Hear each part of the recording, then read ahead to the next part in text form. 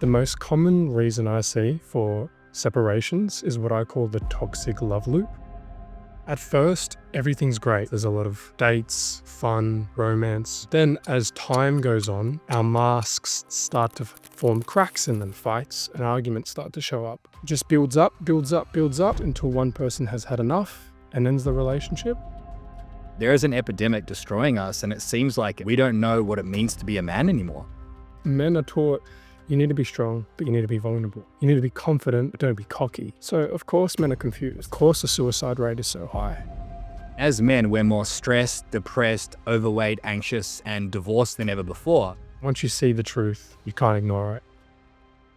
Why do so many relationships break down? If you're lacking sex, intimacy, or connection, if you're on the brink of divorce with a broken marriage coming up, or if you just want to have a great relationship where you can have the life you deserve, then there are a few mistakes you're probably making. Today, we interviewed Drew Derryman, and he has completely transformed the game for so many men in their relationships. He has some very powerful principles here, 3 of which you've probably never heard of, that are going to help you have the relationships and life you deserve. So whether you want to become a better man, you want to have more sex or intimacy, or you just want to get your wife back, this episode is going to be so powerful for you. As per usual, give this a like and a thumbs up. Give it 5 stars. Drop a comment down below. Let me know what you're thinking, and make sure you subscribe. You're going to love this episode. It's going to change your life. So Drew, we are going to be going deep into the topic of relationships today, mastering your relationships, and ultimately having the life you deserve as a modern day man. I'm so excited to have you here. How are you feeling today? I'm feeling pumped. Thank you for having me. Beautiful. So do you want to give the listeners at home a bit of an idea as to what you actually do and how you help modern day men when it comes to their relationships? Yeah, so I help men improve their romantic relationships. So they're in either a few different categories. They're struggling to meet and attract a partner. Their partner has broken up with them and they're struggling to either reconcile their relationship or they're struggling to move on and heal from the relationship. Those are the guys that I work with. Okay, so let's talk about the guys that are struggling in their relationships. Their partner either wants to leave or they're super disconnected. What do you see as like the biggest things that are destroying men's relationships? What's causing this massive spike in divorces and breakups? The most common reason I see for separations is what I call the toxic love loop. At first, everything's great, right? It's the typical honeymoon phase. There's a lot of dates, fun, romance. But then as time goes on, our masks start to form cracks in them, right? Because you're presenting your best self. You're both trying to impress one another. But then the relationship starts to develop and conflict, fights and arguments start to show up. And usually what happens is one person might do something seemingly insignificant, but this triggers the other person and it triggers a deep trauma that they're usually unaware of. And so this person then has to cope with this pain. And usually the way that most people cope with their pain then triggers the other partner. And then the way in which they cope with their pain then again triggers their partner. And it's this vicious loop and cycle. And most people, like I think we can all agree, have been through painful, challenging, and traumatic experiences. And those experiences shape us. They shape the way we see ourselves, the world, and other people. And so we bring that into our relationship. And the perfect example of this toxic love loop is you've probably heard of anxious and avoidant, right? At some point, the anxious person gets triggered. They might feel like their partner's pulling away, is ignoring them, doesn't want to be with them. And so the way in which they cope with that trigger is to chase, to try to get love and affection and approval. They become overly needy. And that triggers the avoidant person to feel suffocated, overwhelmed. They feel controlled. So what does the avoidant person do? They shut down. They pull away even further. They distance themselves, which triggers the anxious person again. And the anxious person does more chasing. This I see repeatedly in relationships, is this loop, whether it's anxious and avoidant, codependent and narcissist. And that just builds up. The tensions and the conflicts go unresolved until one person has had enough and ends the relationship, or one person decides to make a change. Yeah. And this is where so many men sweep it under the rug. Like they're aware that there is something breaking down the relationship. They feel that constant loop, but nothing gets done about it. It's almost like they need to hit rock bottom. If you're listening to this and you're a high performing man, you're working hard, trying to provide for your family, how do you identify how you're showing up in that relationship, whether you're anxious or avoidant? Because I think a lot of men wouldn't understand those words as you do. How would you recognize what you are in a relationship as a high performing man? Within those two categories. Yeah, yeah. Like, how do you identify it? Yeah, so the anxious person is usually anxious. They like to chase, get reassurance. They're the one chasing after the partner, usually. So, as a man, how would that look like chasing after the partner? Yeah, great question. So, seeking a lot of reassurance, wanting constant communication. Maybe she's pulling away, as in she doesn't want to be with you anymore, and you're kind of trying to win her back, win her over, do all these kind things. The people pleasing, the nice guy. Those are usually characteristics of the anxious attachment. The avoidant shuts down, doesn't want to express their emotions, quick to run away, dismissive. Those are the types. Yeah. So, as a man, it's like, how's your day, honey? Fine. Like, just not really wanting to communicate it. Yeah, Is an avoidant man a man who doesn't understand his emotions or struggles to sort of communicate them? How does that play into this? both Yeah. struggled. Yeah. Okay. And why do you think so many men struggle with that? Because I know for a fact, when I come home from a long day at work, I've been at war all day. I just want my wife to ask me how my day was. But I didn't communicate that with her for years. Then I get upset at her for not asking, but she didn't understand me. A lot of men can relate to that. What's stopping us from having that vulnerability and openness in our relationships? Well, uncommunicated uncommunicated expectations is what that is, right? Yeah. You're expecting her to do something that she is not aware of.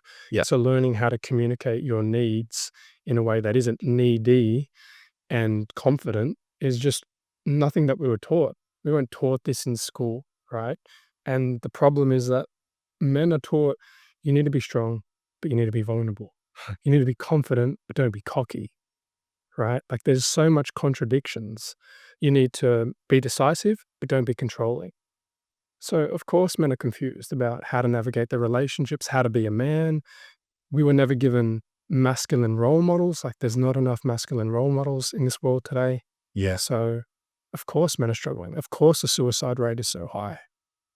Yeah. It's crazy, right? Because there's so much contradiction. Just really quickly, if you're getting value from this podcast episode, I'd appreciate a massive favor. If you're watching on YouTube, give this a thumbs up, or if you're listening on Spotify, Apple Podcasts, or any other platform, give this 5 stars. It helps us reach more men, keep more families together, and get better guests onto the show. So if you're getting value, all that I ask is you take 5 seconds to give it a thumbs up or 5 stars so we can help more people and keep delivering you epic value. And as men, we're more stressed, depressed, overweight, anxious, and divorced than ever before. But there's more podcasts, YouTube videos, coaches than ever before.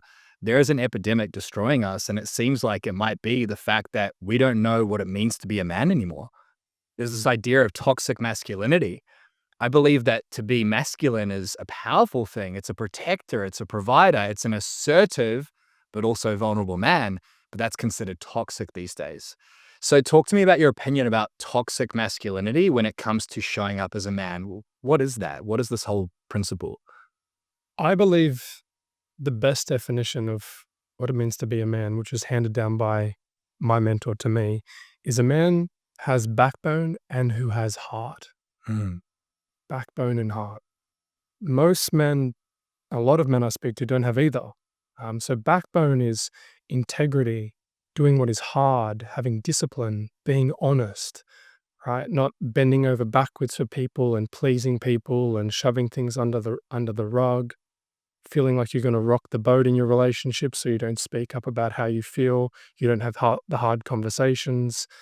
That's, that's not healthy, right? No, I guess you could say that is toxic in a way, but that's backbone. And that's what I encourage men to develop. But I also see a lot of men who are very successful in their careers, stern, disciplined, but they lack the heart. And when you lack the heart, and the heart is being open, playful, being able to express your emotions, be vulnerable, connect on a deep level, And when men lack that, you'll likely find that a woman will come to you to make the hard decisions, but she won't open up to you about what's truly bothering her because she doesn't feel completely safe, emotionally safe, right? And then some women with the guy who's more connected with his heart, she will feel like she can have fun and play with him, but on a deep level, she doesn't respect and trust that man because she knows that man isn't willing to do the right thing and lead with integrity. So as a man, I strive to constantly find that balance, to have both areas. I don't think it is a balance. You can have both. You can have your backbone and you can have your heart. Yeah. So as a man, like let's say you're lacking the backbone. How many men say they're going to lose weight start of the year, don't do it. They get busy at work, come home late. We lie to ourselves and our partners a lot. With this backbone idea, you mentioned having the hard conversations. A lot of men do that, but they either yell or they go, "You're not giving me this," or they blame. Can you explain how a man can have backbone and have difficult conversations without the use of things like tone or what are the things that destroy backbone? You're trying to communicate as a man, but you and I both know a lot of men do that the wrong way. What's the wrong way? What's the right way to have these conversations? You can learn all the best communication tools, but if you're getting triggered in your relationship, all of that will go out the window because there's something called your amygdala. I'm sure you're aware of that. And basically, to just keep it simple, is when you get triggered, the rational part of your brain shuts down, right? So that means all the things that you've been learning about communicating and all the right things that you need to do and know you should do go out the window because now you're reacting from an emotional place. You feel threatened and you feel like you need to defend yourself, right? It actually feels like sometimes there's a tiger in the room, right? And so it's very difficult to communicate well when you can't regulate your emotions and when you're not doing the work to get to the root cause of where these triggers are coming up from. What is actually being triggered, should I say? And as I mentioned, we've all been through challenging, painful, and even traumatic experiences. And if men don't address that, it will ruin your relationships, or you'll just continue attracting the same toxic partners and keep repeating the same cycles. Yeah. So these triggers, they come from our past. And basically, the trigger is the moment in time where something happens that creates a domino of emotions, reactions, actions. Yeah. So, how does a man identify his triggers when he's stressed out, busy? Like, where does he find the time for that? And how does he start exploring those parts of himself? Yeah, so I give my clients a workbook where they just work through what were some of the things. I like to start them off with what did she do or didn't do that made you feel a quote unquote negative emotion. All right. And so you start mapping out what your triggers are. And then, okay, how did that make you feel? And then we go a little bit deeper is what wound did that bring up? What core wound is that triggering? Right? Because it's not so much about what's happening between you and her, it's what is it bringing up from the past that's causing you to feel this way. A perfect example is if she does or doesn't do something that, yeah, it might make you feel anxious, sad, nervous, but if it brings up something deeper of not feeling worthy or not feeling good enough or feeling abandoned or rejected, that's deep stuff. And you don't want to feel that way, right? So you cope with what's really going on underneath. And like I said, most men don't know how to cope, how to self soothe, how to heal. So they usually do one or two things: they're avoidant or the anxious, right? They shut down or they become overly needy and desperate and clingy and chasing. And then, as I mentioned, that triggers her. And then that's like A vicious loop. Yeah. vicious loop. Yeah. So it's so easy for you to understand this because you've done the work and so have your clients and my clients and myself. But for the average guy, this idea of trauma and abandonment and wounds, it sounds so foreign, but it's also driving almost all of our behavior, right? Spot on. Yeah. Spot on. Yeah. Yeah. So like a good example of this is you're working hard, you come home after a long day, the house is a mess, there's dishes in the sink. Instant trigger. Now, the trigger isn't the dishes, right? It's the story behind it. My grandmother used to clean, you don't. You have one job, look after the kids, then you go to bed. She doesn't want to have sex with you. more trauma. I'm not good enough. I'm abandoned. I'm not worthy. I'm not attractive. Yeah. Exactly. But most successful men would never admit that to themselves.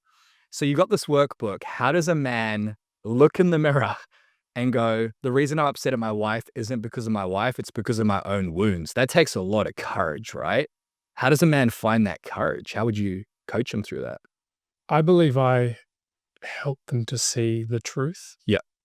So you're right. A lot of guys will come to me and feel like this is the problem in the relationship. And I like to say there's what you think is going wrong, there's what she thinks is going wrong, and then there's actually what's going wrong. Yeah. And it's my job to bring their awareness to what is actually going wrong.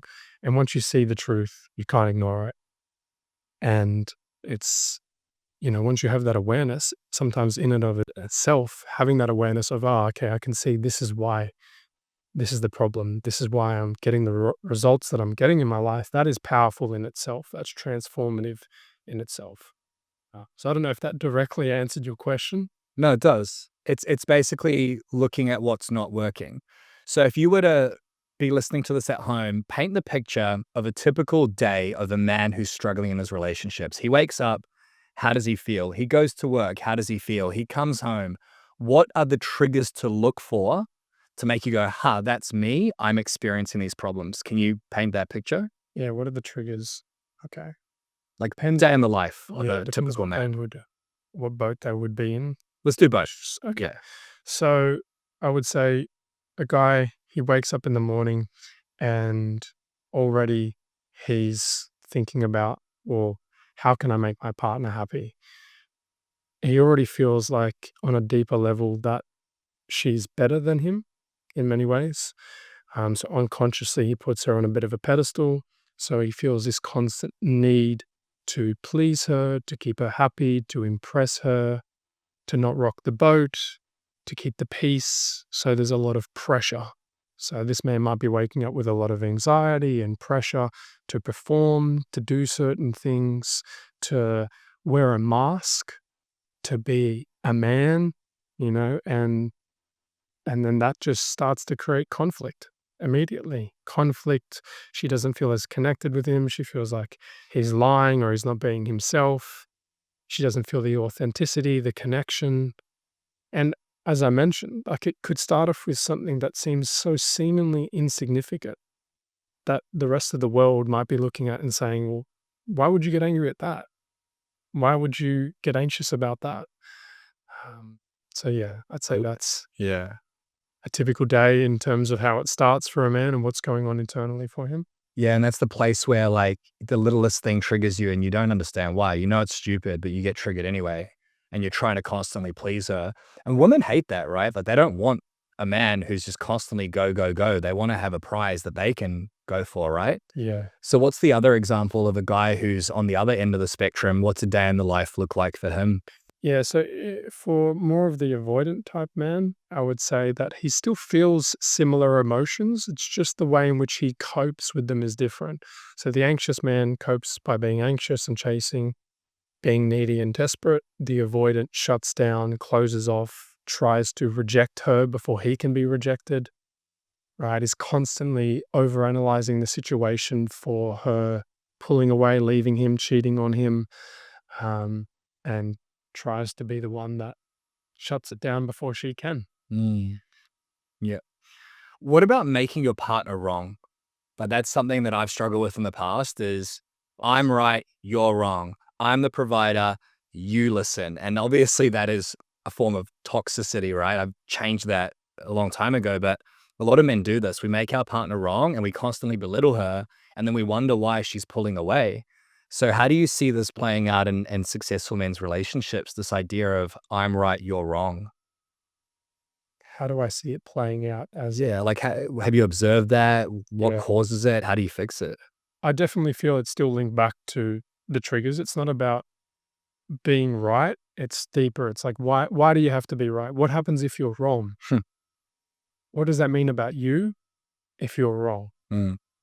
That's the deeper stuff. But it does play out. It's like this constant war. It doesn't even matter what we're talking about anymore. I'm just trying to prove that I'm right. Right. And I'm doing whatever I can. I'm bringing things from left field. I'm doing all these manipulative tactics to shut her down. And it's not even about trying to connect and resolve what's actually happening. And yeah, like I said, it keeps linking back to this. Mm. Why do you have to prove that you're right? What are you avoiding if you are wrong? Yeah, that's a powerful question. That takes a lot of introspection. What about nagging and feedback, right? So, like when your partner says you're always on your phone, that's a trigger for a lot of men, right? Or she says you never come home on time. When you think about it, that's actually really valuable feedback. Yeah. Now, when our wife says that, she might have said it in a shitty tone. She might have said it in a triggering way, but it's sort of hard to take on that feedback and look at it as such.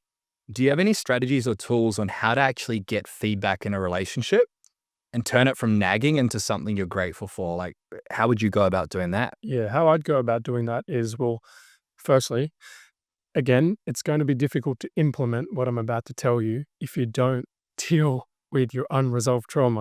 She says that to you, you get triggered. As I mentioned, you'll just react.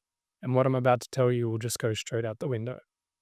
But if you're doing that work and you're starting to become aware, okay, like she says that, she says it, oh, I feel hurt. But you have the ability to self-soothe, regulate your emotions, then I would suggest moving from acknowledging what she's actually wanting, which you could ask her. You could say, well, babe, how do you feel when I'm on my phone all the time? And then she'll tell you indirectly or directly what she actually needs. She'll say, yeah, I feel like you don't care about me.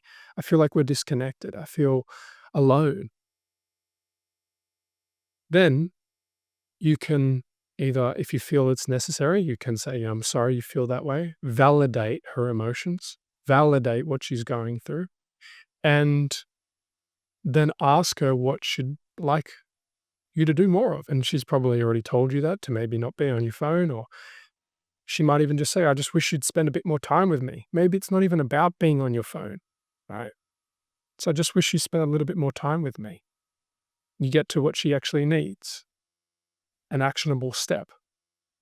And then from there, once you have had that conversation, it's calmed down a bit, you could ask her then, if it feels right in the moment or later on, just, hey, babe, if there is ever a time where, you are feeling alone or you're feeling disconnected, I'd really just appreciate if you just told me that instead of telling me what I'm doing wrong or criticizing me. Is that okay with you? Yeah. A full form of communication. That's elite communication. It's like your partner says something triggering. You acknowledge the trigger within yourself. You regulate yourself, which most men have no idea how to do. Then you hear her, you make her feel heard, you show her you understand, you get more feedback from her. And then taking it a step further, you ask her to give you more feedback. And if you do it that way, it's very unlikely she's going to go, no, fuck you. Of course I won't, because you've done it the right way. But it requires a lot of communication. You mentioned something about validating her emotions. Like women are emotional creatures. So when they share their feedback and their emotions with us and we don't understand it, like how does that make them feel? Like paint the picture from a woman's perspective. You're a man, she tells you something she's unhappy with, you get triggered and you make her wrong for feeling that way. What does that do to a relationship? Yeah. So just going back to the loop. So you said she says something to you that triggers you. Yeah. The way in which you cope is to get defensive, Yeah. or shut down or become overly emotional. That triggers her even more. And then she copes by probably shutting down too, feeling disconnected, not feeling seen, heard, wanted, understood. And the cycle repeats. Again, it comes back to this every single time. So yeah, that's how she would feel. Is that what emotional safety is? Because a lot of women use those words and men are like, what the fuck are you talking about? So like, what's emotional safety in this context? Yeah, my definition of emotional safety is being able to express your emotions, both parties being able to express their emotions, and both parties being able to listen, hear, and understand what the other person is going through. Yeah. So listen, hear, and understand what other people are going through. A lot of men don't feel like they're listened to, heard, or understood by their partners. Yeah. And then we fall into this blame game. Like, you're not giving me what I want, therefore you won't get what you want. How does a man, his partner, feel heard, understood, and listen to her? Like, how do you do that? There was two things there. So the first one was that she has her triggers too, her issues and her traumas and her problems, right? Yeah. And she's going to do things in the relationship that aren't quote unquote healthy. But if you've got two people that haven't invested in themselves, worked on themselves, are willing to do the work on themselves, then you're going to have two people that probably both don't think they're the issue and think each other are the issue. And hence, that relationship obviously isn't going to go anywhere. If one person isn't willing to look at themselves, you'll likely attract another person, another partner that's not willing to do the same. So as the masculine, as a leader, that's what masculinity is to lead, is to have direction and purpose. Go on the journey yourself and you'll learn the tools to be able to be a better partner, and you'll either be able to help her facilitate her journey, or you'll have higher standards for yourself and you'll choose someone better. But most men aren't willing to walk away in their relationships Yeah. because they are overly dependent and needy of, and they don't feel like they can get anyone else. They fear being alone.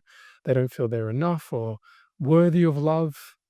And so, of course, if you have all that baggage and limiting beliefs and trauma, of course, you're not going to be able to do all the attractive behaviors in your relationship, have boundaries, and be willing to walk away when there is conflict. Yeah. Right? I'm not saying you just get up and walk away at the most seemingly insignificant thing, but if a man isn't willing to walk away on his firm boundaries, then he can't have boundaries in his relationship. The most You can't have boundaries unless there's consequences. Yeah. Not to mention the difficulty of having children, having homes or investments together, having a business together. It's Yeah. not easy to just throw in the towel. But I don't think you're saying throw in the towel. You're saying work on yourself, put your hand on your heart and say emotionally, mentally, physically, you're the best representation of yourself. And then if your partner isn't coming on the journey, that's a different conversation. But how often do men become the best version of themselves and their partner just follows, right? 100%. There you go. Yeah. What have you Yeah. experienced? So let's say you're becoming better, you're dealing with your traumas, you're dealing with your triggers. What can you expect from your partner? Because there's multiple angles. There's she's afraid of it, she's on the journey. Like what do you observe when you start becoming this better man? Yeah, as I mentioned, they either start trusting and respecting you more, so they feel that they can surrender to your lead and actually listen to you and what you think is best. And obviously, that is going to create such a more attractive dynamic when you have a polarity. But if there isn't polarity, then there isn't attraction. What do you mean by polarity? So, yeah, I'll explain that. So, masculine and feminine is the perfect example. Yeah. Feminine traits are more surrendering. Obviously, masculine is leadership. So if she doesn't trust and respect you, you haven't worked on yourself, you haven't bettered yourself, you haven't learned the skills to be a man, a father, a husband, then she's going to unconsciously or consciously start to fall more into her masculine, right? Because she doesn't trust you. She doesn't feel safe enough to surrender to you, to be in her feminine energy. And obviously that's if there's no polarity and you've got too masculine, the man's trying to be a man, but the woman doesn't feel safe enough to be a woman, so she's being a man, you're going to have this conflict. Yeah. So as an example of that, I believe women want a masculine, strong man. I used to think that meant not yelling at my wife, but telling her where she was wrong, ordering her around, expecting sex from her. Completely the wrong strategy, right? It's only when I started to work on my communication, my ownership, and how did I influence this argument? How did I influence this lack of connection? And I started working on myself. My wife came on the journey. And I think that's what most women want. They want somebody to lead them, but not tell them. Show them, don't tell them. Now, what if you are showing your partner, you're working on yourself, you're becoming better, but she's just not coming on the journey? And it might not be that she doesn't want to. Maybe she's afraid. Like you've probably heard from clients like, she doesn't want me to change, or she doesn't want me to do the program, or she doesn't want me to work on myself. But you love her and you've got kids together. Like, do you just give up on it? How do you navigate that dynamic when your partner's not coming on that journey? I'm curious, have you heard men say that their partner Yeah. I want them to do that. Yeah, I mean, I heard it a lot. We've had a lot of guys who are like, I need to talk to my wife. And then they get off the phone and it was like, my wife doesn't want me to do it. It's a lot of money. Or my wife doesn't want me to do it. She thinks that I should be able to do it on my own. And I personally believe that's fear from the wife. Like, if this man becomes better, he'll leave me.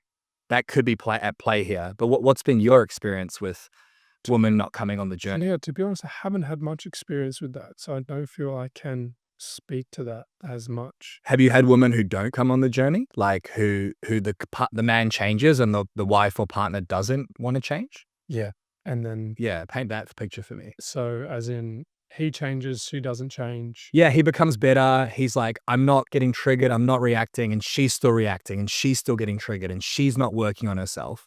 Yeah, Yeah. I've seen men give that time and give that space and then have the courage to have more dignity and self-worth and realize they are worth more than that and not Yeah. settle for that. Yeah. At what point do you do that? I think it's very individual. Yeah. Yeah. Yeah. And there's like some things that I try to avoid talking about because, this is great, but people can take advice that we give and apply it to their situation, and it might not apply to their situation. Yeah. That's why having a coach or a mentor is so powerful because they can help you at the exact point that you are in your life and give you the right bit of information instead of just scrolling through TikTok and taking all these notes. Yeah. Leave your wife today. Yeah. Very true. I think every man needs a coach. Every man needs a guide. And that's contextual to the fact that if you don't have the relationship you want, you're either lacking the mindsets or the skill sets or the accountability. So you can go on YouTube and try find those, or you can go to someone and pay for a result faster, which is sort of what you do, right? Yeah, and yourself. And if you think paying for someone to get the result faster is expensive, Yeah. wait until you get the bill of not doing anything. Yeah. I actually get men to calculate how much they invested into their relationship, right? Seriously. Yeah. Nothing. And no, like guys tell me about $400 a week roughly they spend on a relationship.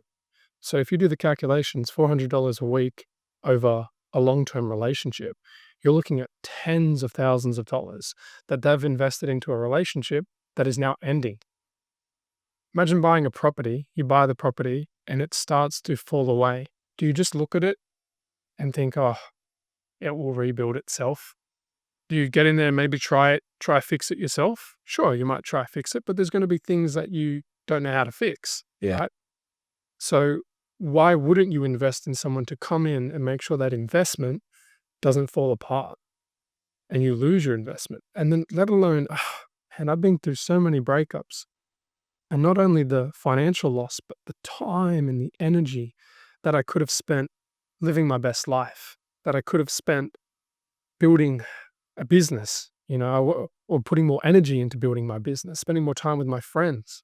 The emotional toll it takes on you is, I wouldn't wish that on my worst enemy. Yes, especially when there's kids involved, you're separating assets. There's another man in your house raising your kids.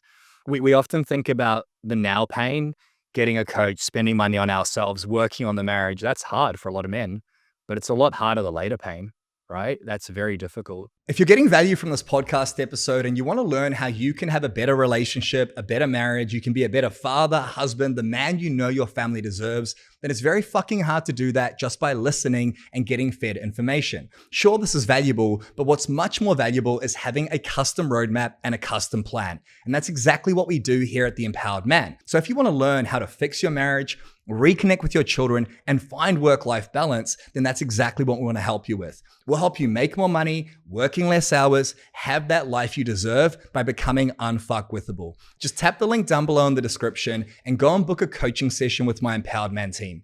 On that session, we'll build your custom Empowered Man roadmap to fix your marriage, reconnect with your children, find work-life balance, and have the life you deserve. Click the link down below right now. So let's say you're a guy and you haven't invested in your relationship. You know it's important, but you don't make it important, right? How do you then shift how you've been operating for so long? Business, work, grinding, providing. I'm exhausted at the end of the day. That's most men. How does a man like that prioritize his relationship when the rest of his life is falling apart? Like, where do you start?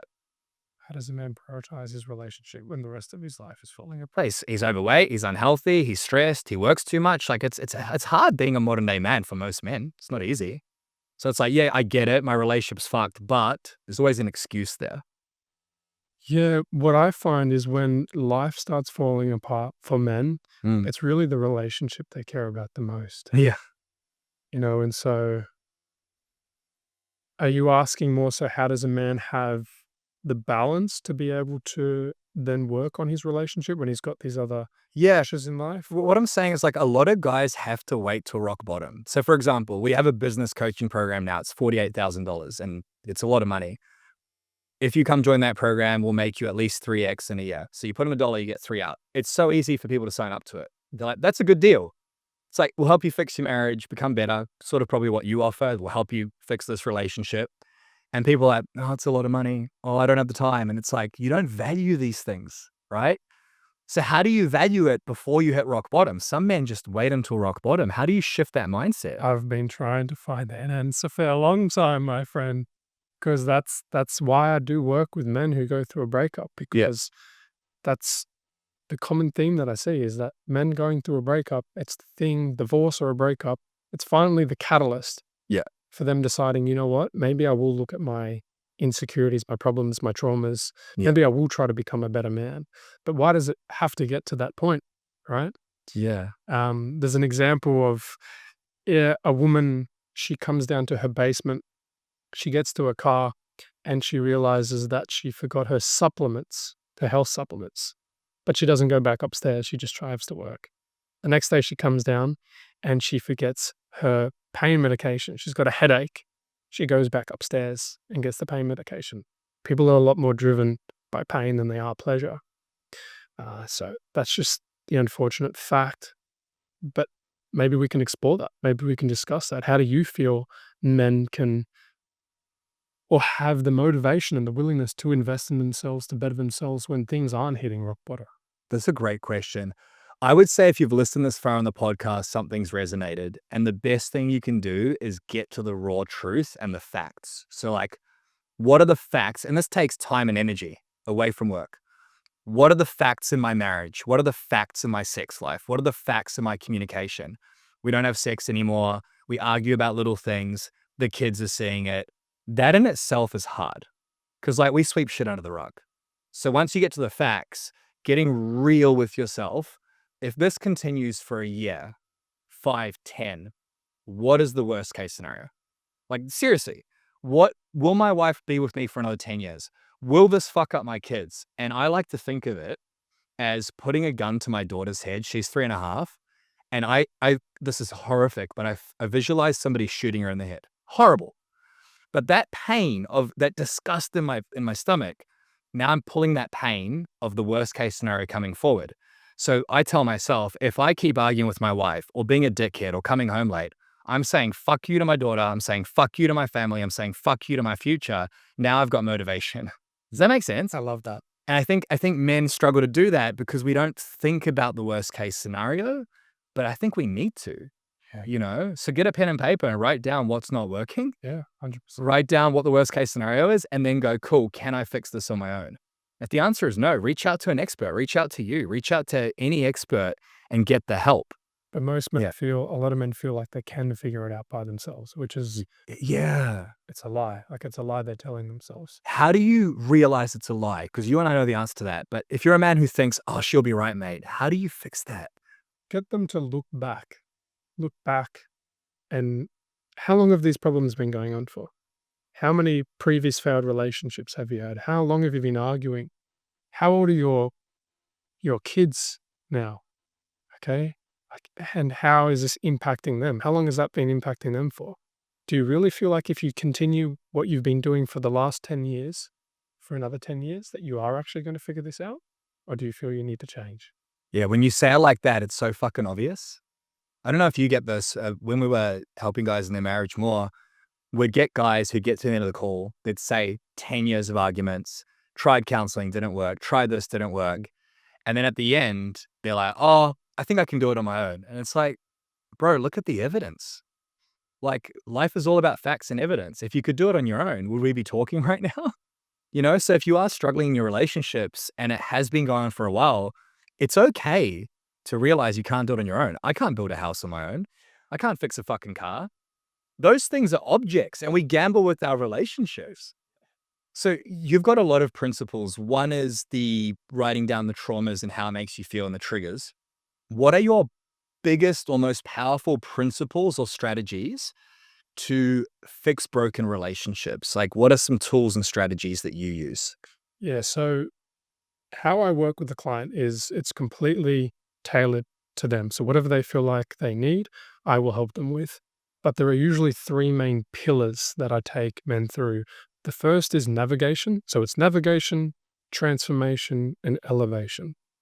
Navigation helps give them the tools to be able to navigate the reconciliation process, the moving on and healing process, or even for some guys, meeting and attracting a partner. So what to do, what not to do, what to say, what not to say, all the do I go no contact? How do I meet and attract a woman? Where do I meet her? What do I say? The basics, like the strategies, the tools, the techniques, the things that they really want. But without pillar 2, pillar 1 will never work, which is transformation, which is getting to the root cause of why you're either struggling to maintain a relationship or meet a partner, why your relationship is falling apart, and doing the deep work to make sure that doesn't happen again. So as we talked about, a lot of the work that I do with men is getting an understanding of the painful and challenging and traumatic experiences that they've gone through that are shaping the way that they show up in life. Because a simple way to look at it is, if you don't like the results that you're getting in life, then I think we can all agree that you need to make better decisions. But this is where people go wrong, is they try to change what they're doing, making better decisions to get better results. But what influences your decisions? It's your beliefs and your feelings. That's your operating system. Right. And so a lot of men will try to make different decisions, but they have conflicting beliefs and feelings that are trying to pull them back to their old and familiar ways. And that's why most men struggle to make a change. That's why I struggled to make a change, because I was constantly focusing on what I was doing instead of who I was being. And your beliefs and your feelings, like if you have the belief that you're not worthy, you're not good enough, how's that going to impact your decisions and therefore your results? In all aspects of life, Tony, as you mentioned, this dictates every aspect of our life, our operating systems. And so where do these beliefs and these feelings come from? Like if you feel anxious, you're going to make a decision from anxiety and therefore you're going to get a result that's directly correlated with that decision. So where do these beliefs and these feelings come from?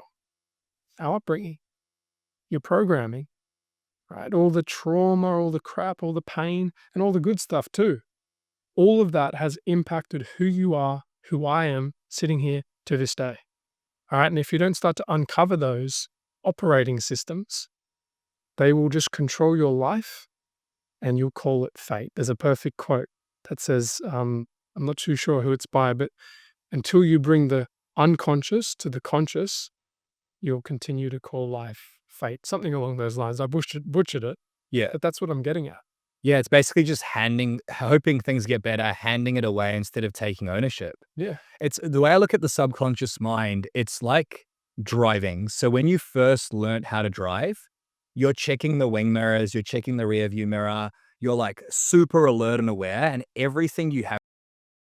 And now when you drive, sometimes you look at the dash and then 30 seconds later, you look at the road and go, fuck, I haven't paid attention to the road at all, but you haven't crashed. And that's because your brain and your body are driving the vehicle without you thinking. Another good example is when you're wiping your butt, right? Just think about how you wipe your butt. You never have to think about how many times you're going to fold or scrunch if you're a weird person who scrunches. But if you now jump from a car to a truck or from a truck to a jet plane, now it's conscious again. If you go from wiping with your right hand to your left, it might be a shit time, right? So, but this is the thing is you've sort of got to go through that discomfort of bringing awareness to your subconscious. So you mentioned the first step is a roadmap, navigation, which is like the how-to. This is a roadmap. This is the doing. Then the second step is the transformation. And who am I being? What are the root causes? What are my subconscious patterns? Yeah, transforming the problems. Yeah. So we've got the doing, we've got the being, Mm. like the identity shift. And what's the third one? Elevation. Okay. So all relationships require an exchange of value. No relationship, romantic, friendship, business, this is an exchange of value right now. So you and your partner met and you saw someone that could provide you your wants and needs and desires, and she saw within you someone that could provide her with her wants, needs, and desires, an exchange of value. At some point, she is now decided and thinking, this man can no longer provide me with my wants, needs, and desires. So she's pulling away or she's left you. Understanding what women truly want, need, and desire is what is called, what's this, this term of being a high value man. It's learning to bring value not into just your romantic relationship, but into the world around you. And so if you're a man that has just an ordinary understanding of women, you might bring enough value for her to want to be in the relationship. But then if you do all these things to devalue yourself, or the problems, the triggers, the fights, the arguments, then it's not going to take much for her to leave that relationship, right? Like if it's a scale, I don't know if I can sort of see this, you bring this much in, this much value in, but you do all these things to devalue yourself. And this is the line of which she's happy to stay in the relationship, just happy to stay. Then going above and beyond, bringing so much value into your relationship, then even if problems do occur, you're not going to devalue yourself to the point where she just wants to get up and leave or pulls the rug out underneath you and just leaves on a day that you didn't even expect there was anything going wrong. Yeah. So, yeah, like give her a reason to want to be with you. And we were never taught that. I was never taught that in school. I had to learn that through books, mentors, courses, qualifications. But when you do that, and your relationships, like the experiences that I've had because of that, and because I'm connecting with her on a deeper level, I'm truly understanding what this woman needs and is desiring and wanting from me. And I'm happy to give it to her. I don't feel like I need to give it to her. I want to give it to her. It's a perfect connection, right? It's not coming out of insecurity. It's not coming out of neediness. It's not coming out of this pressure that I have to do it. It's a genuine connection and desire to want to fulfill that. And when you do that, man, the experiences and relationship you have changed dramatically. 100%. I know exactly what you're talking about. My relationship was falling apart. My wife was about to leave me 3 years ago, and I was playing the blame game. I was not getting enough sex. I'm working hard to provide. I come home, the house is a mess. I get angry, reactive towards her, resentful towards her, just blame, blame, blame. Today, it's radically different. My wife wants to have sex with me. We never argue. We communicate so well. We have roles in the relationship. And I think people don't realize that's how it gets to be. You get to be aligned on those train tracks. But it begins with being a leader as a man, right? And this idea of elevation, exchanging value for your partner and giving her a reason to want to be with you, that's so powerful. But what do most men do? Well, I work hard, that should be enough. No, it's not the 1940s, dickhead. Like, it's not enough anymore. There's so much I want to unpack here. I love this principle. So just to confirm, navigation. So what are you doing? How do I make this work for your lifestyle, your family, your children, your work? What's your transformation? Who are you being? What are the root causes? What's your identities? And then elevation. How do I exchange value? So most of us don't communicate elevation. How do I exchange value, right? How do you begin to understand what a woman wants? Your woman, because every woman's different. And how do you reasonably meet those needs for her if you feel like a victim? Like let's start there. Elevation. How do I add value? What does that even mean? How do you add value? What does that mean to a woman or to most women? What does that mean to a woman? Yeah, like let's say you're a man, you're like, I'm going to elevate, I'm going to exchange value. I'm going to stop being a victim. I'm going to give her more. What does that look like? So I'm a little bit confused. What does that look like for her? For her, yeah. So like you want to give her. Oh, you're actually giving examples of what that's like. Yeah. So a few things. Physical, mental, emotional, spiritual. meeting her physical needs. Yeah. Most men grow up watching porn, and we unconsciously replicate the way they have sex, right? And so, like, fucking is great, but do you know how to make love with your woman? Do you know how to really make her feel completely safe and an exchange of deep love and intimacy where she feels like nothing else matters in this world? She completely surrenders to you. And it's magical, like you guys are so connected. I think guys have had some experiences like that, but learning to do that is an exchange of value, right? Learning to actually meet her needs sexually, physically, then obviously emotionally. Like we discussed a lot about that today. How to actually communicate with her, even just asking her, like, hey, babe, what do you need from me today? Hey, babe, how are you feeling? What can I do for you? Being proactive about things, understanding you've all heard about love languages, understanding how she likes to receive love.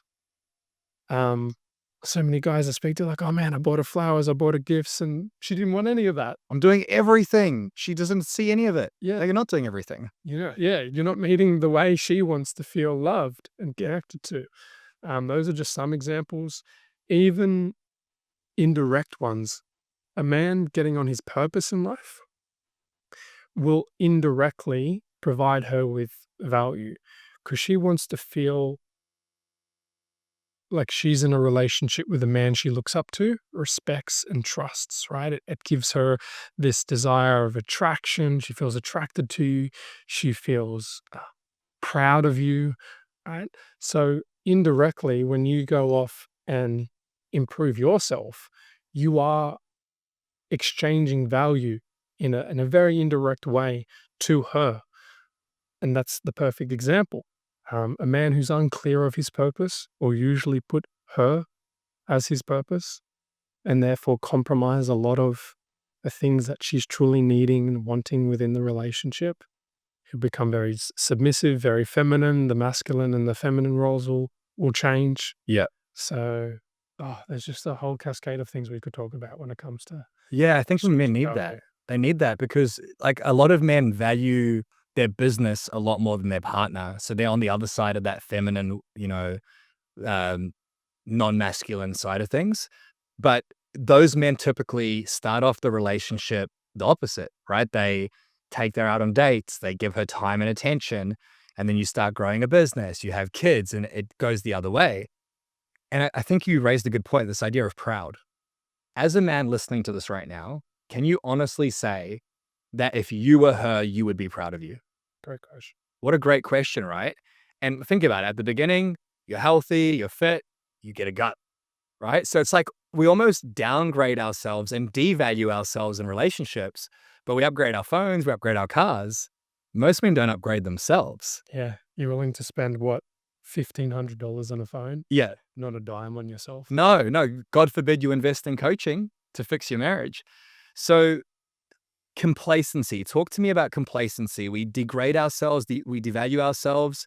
You and I both know that most wives decide to leave long before they say it. Yeah. Doesn't happen overnight. They check out emotionally long before they physically check out and Ye- walk out of the door. Exactly, because their wants, needs, and desires, as you said, aren't being met. Spot on. This is complacency. How does a man get out of complacency? What are some tools or strategies to get a man to upgrade himself? What would you recommend? I feel like it's coming back to that same thing of it has to hit rock bottom. Yeah. Before they start to realize that I am being complacent. Yeah. She has to pull away. She has to leave. Unless you feel like you have, or I'm interpreting this question incorrectly, but do you feel like that's the same thing? Or Well, let's say you're a guy listening to this right now. You're like, you're right. I don't understand my wife's wants. I don't understand her needs. I don't understand her desires. We don't have enough sex. Yeah. I have put on weight.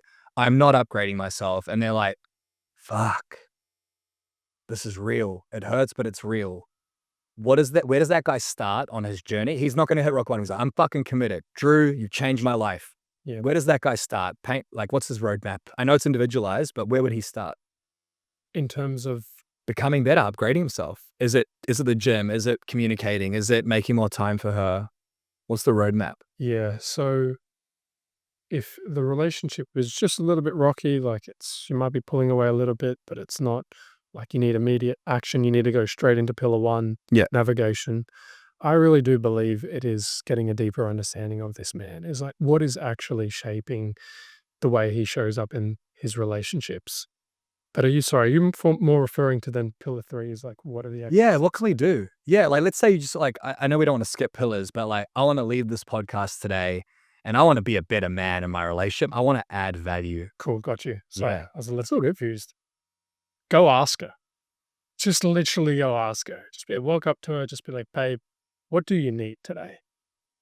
I think that would just be a simple, easy first step for someone, especially who maybe hasn't done much. Like the last thing this man wants to hear is you need to do this. And how to do this is you've got to follow XYZ principle and 2 steps and then jump here and pull your finger out of your ass and do this and do that. Like it's too much. Yeah. Make it simple.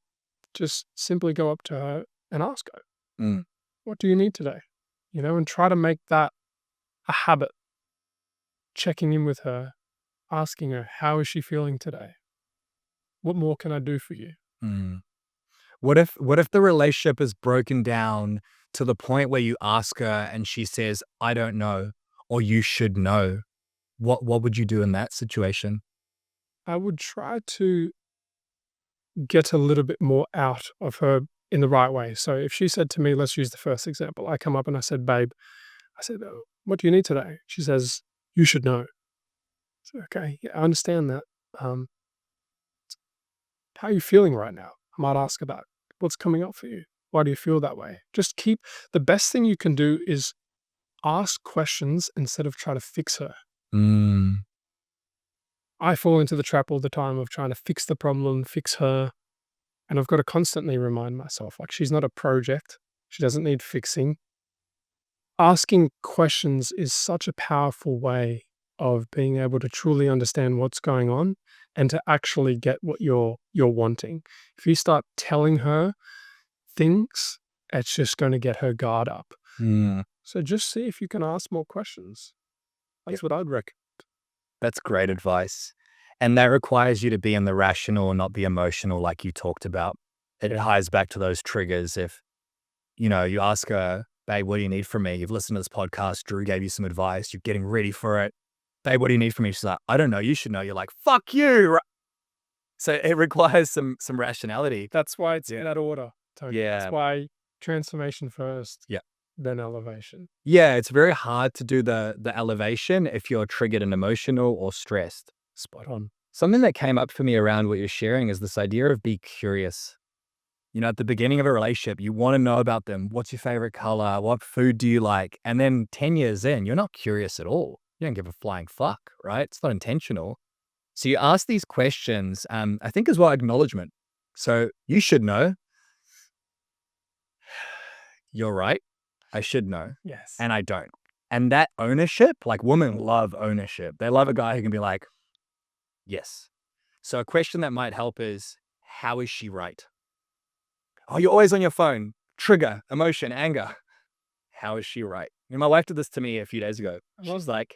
She's like, I had my phone open at dinner and she's like, you take that into the shower if you could. And I'm like,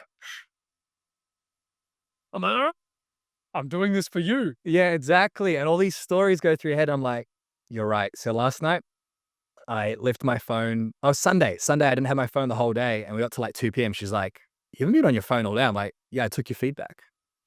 She's like, thank you, babe. Yeah, I listened. But I wouldn't have done that 2 years ago, right? Pride and respect. How can a man get his wife to say she's proud of him? I know it's a bit of a loaded question because you can't make her do anything. But I mean, I would assume as a man, if your wife says, babe, I'm proud of you, that feels pretty fucking good, right? How can we get to that point? Like, what would you say is the strategy to get that Backbone. backbone? Yeah, it's the first that comes to mind. So talk me through that. Purpose. Yeah. So why would a woman be proud of you? Well, to be prideful usually requires doing something that not many people can do. To be someone that people are proud of requires doing something difficult and hard. Otherwise, everyone would be proud and people would be putting everyone up on a pedestal. Yeah. So coming back to backbone is doing what is difficult, having the hard conversations, leading with integrity. And leading with integrity just means doing what is right. And sometimes doing what is right is very difficult, very, very difficult. Yep. So some examples of what, like, doing what is right in a relationship. She might say that she wants to do something, but if you inherently feel that that is wrong or not the right thing to do, or it isn't honest, you should stick with that. And women can be pissed off and turned on at the same time. So she might not like the fact that you say that, no, we're not doing this. Like, that's not the right thing to do. And ultimately, you do need to make that decision if you want to be the masculine leader. And she might be pissed off, but on a deeper level, she's turned on by the fact that I've had many women say it to me. Like, they've said it. They've literally said, like, I liked that you still did what you wanted to do, even though I said I don't want you to do that. And, like, don't get that wrong. That's not like go off and sleep with another woman or, toxic behaviors, but it's integrity, man. And it's like doing what you feel is the right thing to do. Take your woman's perspective on, but still make the goddamn decision. Don't let her continually sway your decisions and how you see life out of a fear that you're going to lose her. That's why one of the most powerful things is the willingness to walk away. Because if you don't have that, like if it comes down to that point, if you don't have that, then this is what I mean. Like, that can tie into always being submissive, right? Constantly fearing that she'll leave you, not being able to lead the relationship, not being able to lead with integrity, do all the attractive things that we're talking about. Yeah. And for a man to get to that place, I truly believe you need to be comfortable being by yourself. You Yeah. need to learn to meet your own needs instead of being dependent on her to meet your needs for you. You need to really be comfortable with yourself. Yeah, but that honestly, man, I agree with you. Having the courage to be willing to walk away, every man gets to be in that place. But I also believe that before you make that decision, you've got to be able to put your hand on your heart and truly, with honesty and integrity, say, I've done everything I can. I'm the best version of myself.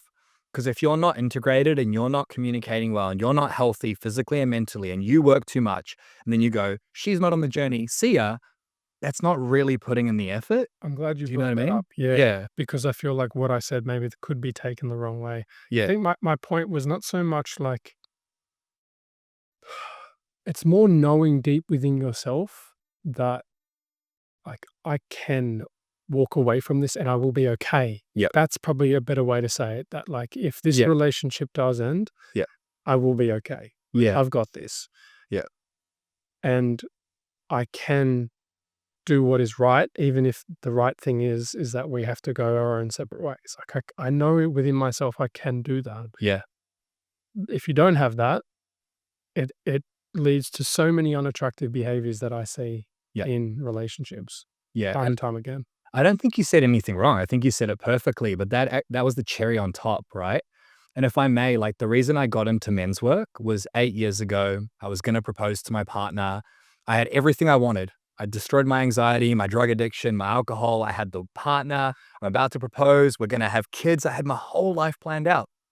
And she comes home one day, a week before I'm going to propose, looks me in the eyes, this look of horror on her face, and says, Tony, I don't love you anymore. And my relationship ended overnight.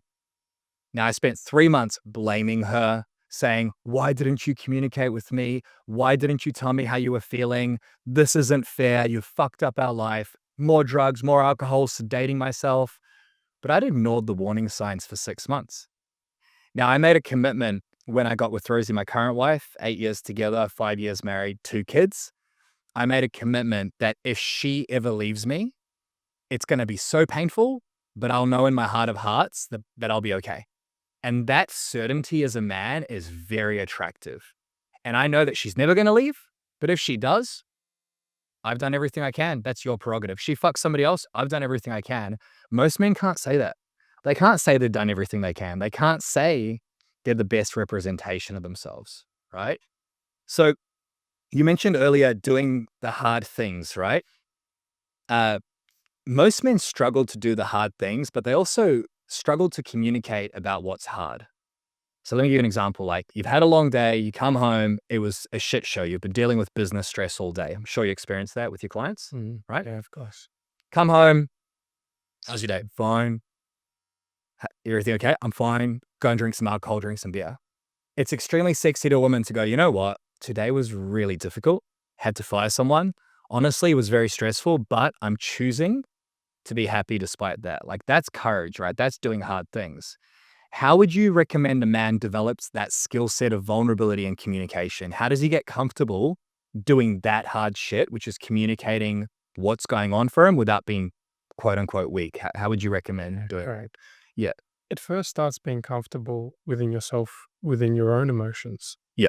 Because you're going to have tremendous difficulty communicating the way something made you feel. Like, let me just backtrack a bit.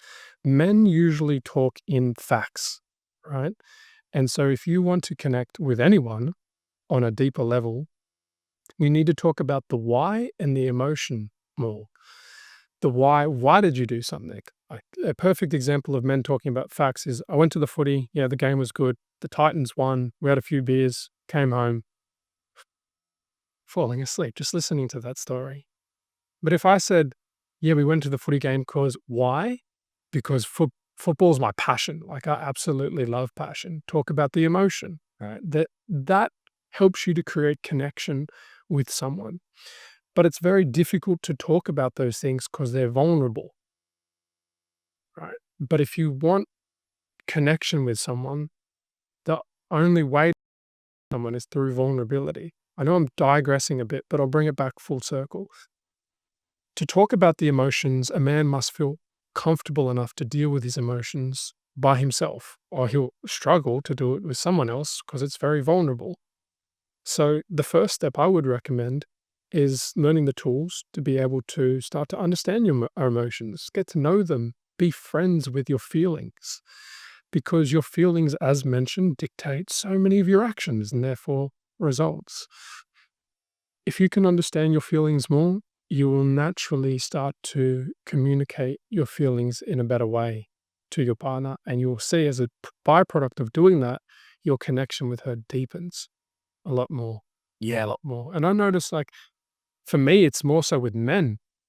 I have more of a problem communicating feelings and like what I'm going through with men. With women, like I struggled with that growing up, but now it's great. I can connect with them and open up because I feel, and this might be a me thing. I feel like I'm kind of blaming, but I find that my experience when talking to men is that I'll either say something and they'll reply with one word, like, "Oh, cool." So if that's probably going to show up in your relationship too. Yeah. How are you? Right? Fine. How's your day? Good. Everything okay? Yes. Yeah, but reverse that, as in you you say something, your partner says something, and you just reply with, "Oh, yeah, cool." It just shuts the conversation down. Right. So if she comes home and she says, "Yeah, today was a tough day at work, Cindy was just being a bitch as always," and you're like, "Oh, yeah." Completely just shuts down communications. "Oh, yeah, cool. Oh, yeah, Cindy's a bitch." But if you start to ask questions Yeah. and get her to open up more and speak about things, that's providing value to her. So I find that when I communicate with men is that they struggle to deepen the conversation and actually be genuinely interested in the other person and ask them the right questions. They cut people off, me off. I do this too. There are times where someone's speaking and it reminds me of something about myself. And so I cut them off and start talking about myself, right? There's a lot of communication habits that we've developed over time that disconnect us from people. Yeah. And That's so if so you can become aware of those ones, so you're relating things to yourself, not asking questions and furthering the conversation and being genuinely interested about someone, um, especially guys who are more in that backbone, who are disciplined, I find that they lack emotion in how they speak. So they might talk very monotone and very robotic, right? There's no emotion in what you're saying. So how are you going to connect with someone if you can't even speak with emotion? How are you going to speak about your emotions? Yeah. You know, And tonality as well is a big one. Like, how's your day? Fine. How's your day? Fine. Your day? Fine. Like they the same word, different meanings. Babe, babe, babe. Right? You see, like it's the same fucking word. This is really powerful because you talk about vulnerability and emotion, and I think a lot of men want to be understood by their partner, right? Like, I got the weight of the world on my shoulders. I'm going to war every day to provide for you and the family. You don't understand me. You're at me for coming home late. I'm doing this for you. But that's also a mirror, right? Because the wife's like, I'm looking after the kids. I'm stuck here by myself. And we both don't feel understood. And it seems to me what you're sharing is that if you can ask powerful questions and get vulnerable, you understand each other, right?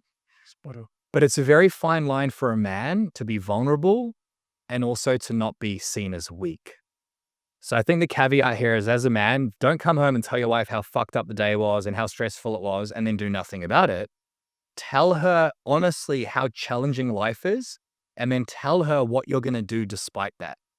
So like being able to say as a man, I'm afraid. You know, I changed my business model recently. We went from a certain number of revenue, cut it in a quarter. I'm like, how am I going to provide for my family? So I come home and tell my wife what I'm going to do. And I'm like, honestly, I feel afraid right now. But I also know that I'm going to figure it out. And then my wife goes, I know you're going to figure it out too.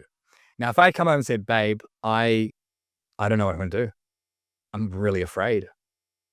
And I just left it at that.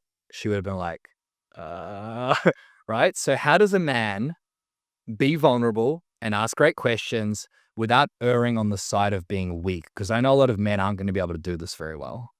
Like, Yeah. how would you go about balancing the weakness versus the vulnerability? Because you want your partner to understand you, right? That's the purpose of being vulnerable. Here, this is me. This is the real me, not the man behind the mask or the business. And to connect, like you won't connect unless you are vulnerable Yeah, which is why most men have no connection. So how do you be vulnerable without without being weak. being I don't want to demean men, but being a pussy, right? I don't want to demean men. I'm not saying they are pussies, but a lot of men act like pussies, right? Yeah, How do you find that balance? Or what strategies or communication techniques would you use? it's a good question. And I've had this conversation many times. It's just today it just doesn't want to come to me. So just give me a second.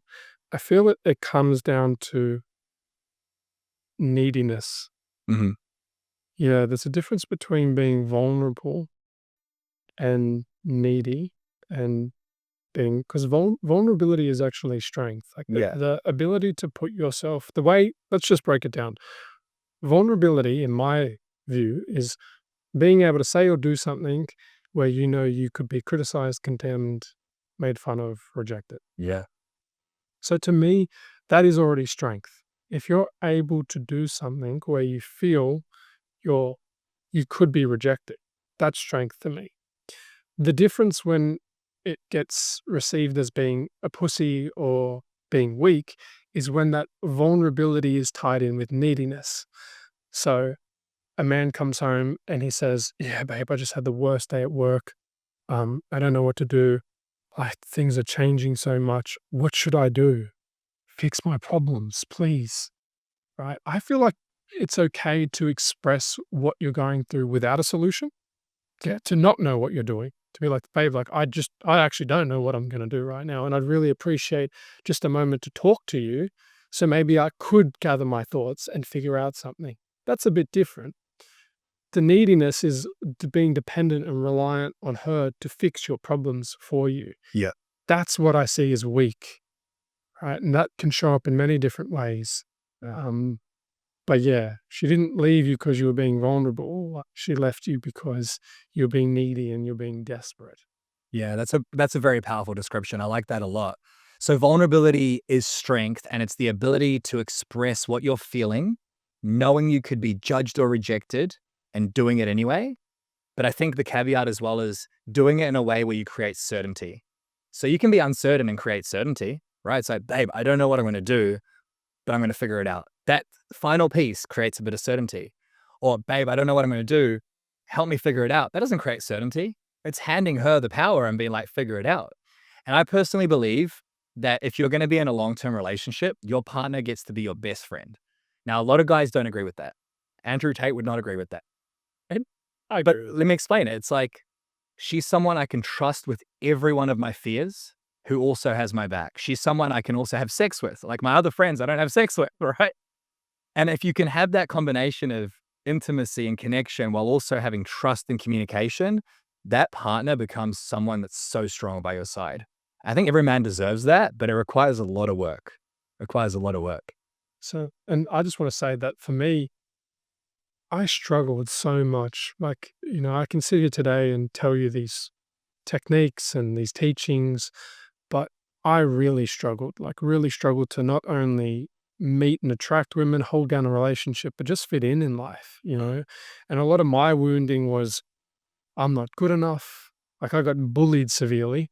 And so how that impacted me was I never felt good enough. I felt like no one cared about me. I felt like there was something wrong with me. And so those were my core wounds. That was my operating system. And so I was bullied and I became the bully. I was cheated on and I became the cheater. I wasn't popular, so I wanted to be the popular jock, right? And then it was only through I was actually fortunate enough that in my school, they had a school counselor. And so I started seeing my school counselor at a young age. And she suggested that I go off and see a counselor outside of school, a therapist. And so I had that support system. And funny enough, I actually see the therapist that I saw when I was 14 years old still to this day.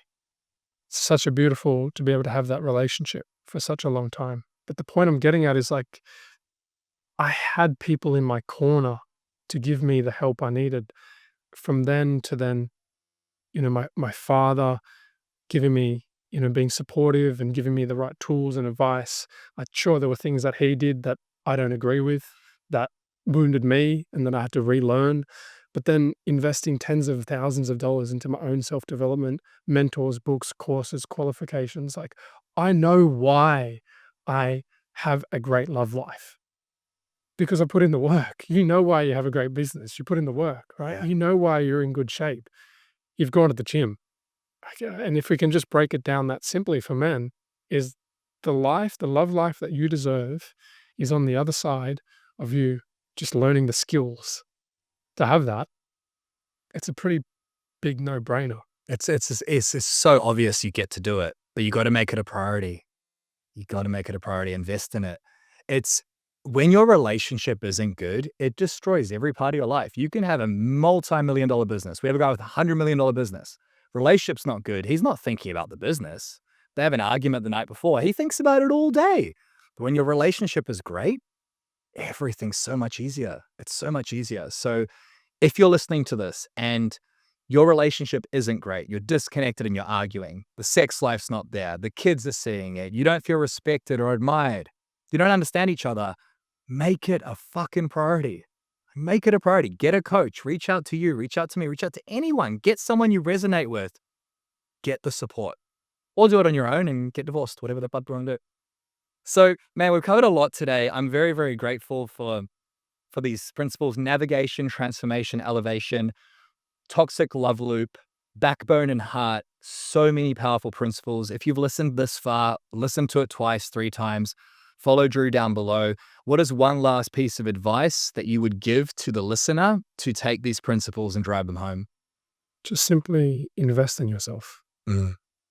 Just learn the skills, my friend.